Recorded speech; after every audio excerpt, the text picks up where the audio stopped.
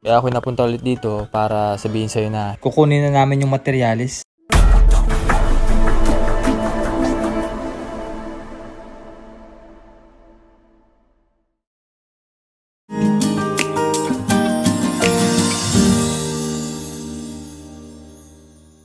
So magandang umaga po sa inyo lahat. Muli po, ako po si Ren Vlogs, ang PBT Mindoro. Muli po nagbabalik tayo dito sa bahay ni Kuya Jimmy. So yun nga po, March 10 na. At binigyan natin si Kuya Jimmy ng time frame na hanggang February. Din po ang kasulatan sa barangay na hanggang February lang din siya sa lupa na to. Pero yun nga po, still nandito pa rin naman po siya at dito pa rin siya naninirahan. So yun nga po, maganda rin naman sa kanya ay naghahanap rin po siya ng mapapagtirikan ng panibagong bahay niya. Pero kasamaan palad po ay hindi pa rin po siya nakakahanap. Nakapag-desisyonan po namin na hiramin po muna namin yung materyales na binigay po kay Kuya Jimmy. Nang sa ganun po ay magamit po dun sa panibagong bahay. Gagawin para kay kung sakali man po makahanap po siya ng lupa na pagtitirikan ng bahay niya ay ipoprovide agad po yung materyales. So gagawin lang po namin to para sa ganun po ay maiwasan din po mabulok yung mga materyales dito. Katulad po ngayon na umuulan at nababasa po yung ibang kahoy. So may tendency po na magato po yung materyales. Nakaantabay lang naman kami, standby lang muna. Sakali mang wala pa ay kukunin muna namin yung materyales. So hiramin lang muna namin. So tara po doon, kausapin po natin si Kuya Jimmy.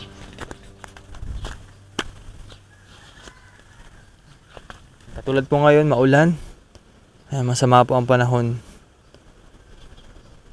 Ayan. So ito yung materialis po dito. Nababasa din po. So mas maganda po talaga ay magamit po muna namin. Sa ganun ay maiwasan din gumato yung mga kahoy.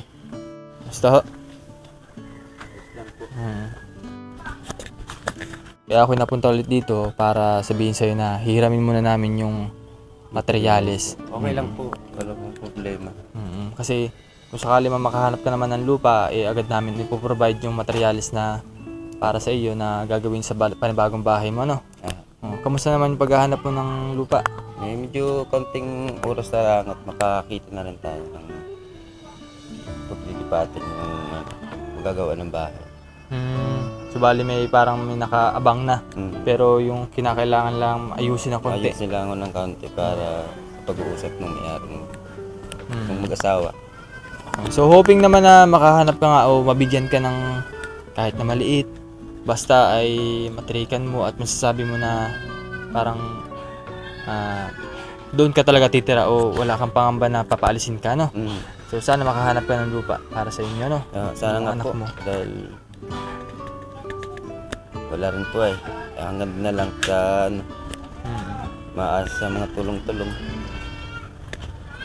So hindi naman namin kayo iiwan kasi kung makahanap ka man eh, kami rin ang gagawa. Kami rin mismo magpapagawa ng bahay mo.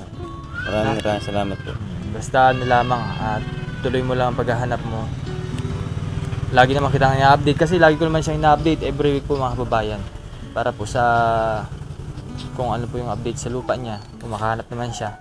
Hindi ko po siya iniiwan ng matagal. So, syempre, malay ba natin na nakahanap siya kinabukasan, magagawan po agad ng paraan kung paano masisimulan yung bahay niya.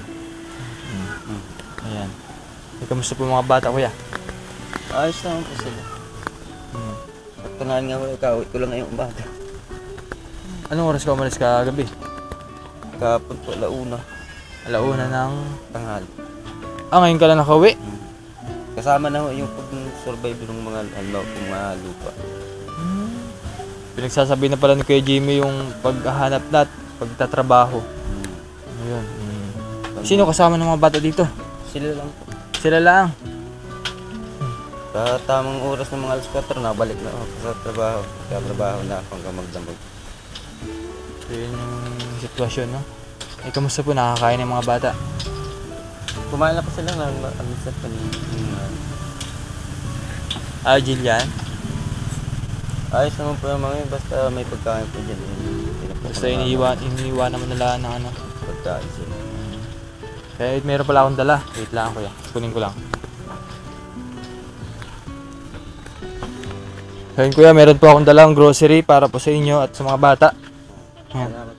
Meron din pong bigas may bigas pa po kayo? Meron pa po. Ay, yung binigay po namin nakaraan? Wala na, nabili na lang. Tama, sakto-sakto po. Tsaka may pang ulam, may pang merenda po ng mga bata. Maraming salamat po sa pagtulong. Malaking na po sa amin yung mag-ama. Tulong. Ayan. So maraming salamat din po kay Tita Maria Macnit na nagbigay po ng tulong at kay Ma'am Betty. Maraming salamat po. Sa mga anonymous sponsors po, thank you very much po. So yun nga po mga babayan, hiramin ko muna yung mga materialis ni Kuya Jimmy para paggawa ng panibagong bahay si... Abangan niyo po yung paggawa ng bahay ni Ate. Ayun kuya, hiramin ko muna yung materialis mo na. Wala pong problema. Ayos lang po. Sige, salamat po. So, dadali na po namin materialis ka. God bless you po sa lahat ng nanonood dito ng aming vlogs. Salamat po.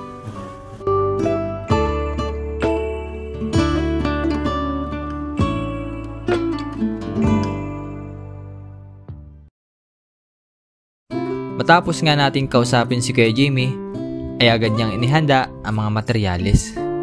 Habang wala pa yung sasakyan nating taxicale. Kung wala nga talaga naging problema, siguradong bahay na nga ito at kanilang natutulugan. At hindi nga talaga maiwasang hindi mabasa ito dahil nasa labas lang ang mga materyales. Kaya pinunasan na nga ni Kuya Jimmy ito. Ganun pa man ay mag-aantay kami hanggang siya ay mabiyayaan ng lupa na mapagtitirikan ng kanilang bahay. Maya-maya nga lang ay dumating na ang taxicale at agad naming isinakay ito. At dalawang hakot nga ang aming gagawin dahil hindi magkakasya lahat dito ang materyales at medyo may kalayuan din ang lugar ng pagdadalhan. At shoutout na rin sa ating taxicale driver na si Kuya Mike. Pero ang tanong, sino kaya ang maswerteng mabibiyayaan ng bagong bahay? Kung umabot kayo sa video ito, may chance po kayong manalo ng PB Team t-shirt. Basta wag nyo lang pong kalimutang mag-like at i-share ang video ito. At i-comment lang po #PB Team t-shirt. At pipili po ako ng mananalo.